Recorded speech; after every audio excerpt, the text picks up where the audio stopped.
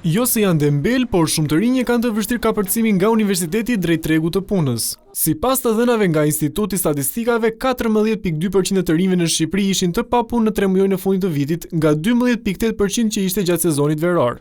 Vazhdon të jetë e lartë papunësia tek të rinjt dhe kjo përfshin një sër faktorësh, ndër të cilët mund të themi ai kalimi nga universiteti drejt tregut të punës për shumë të rinj dhe sidomos për një pjesë të madhe të atyre të cilët mund të jenë përtej ndoshta kryeqytetit, por në rajonet e tjera të Shqipërisë është shumë i vështirë.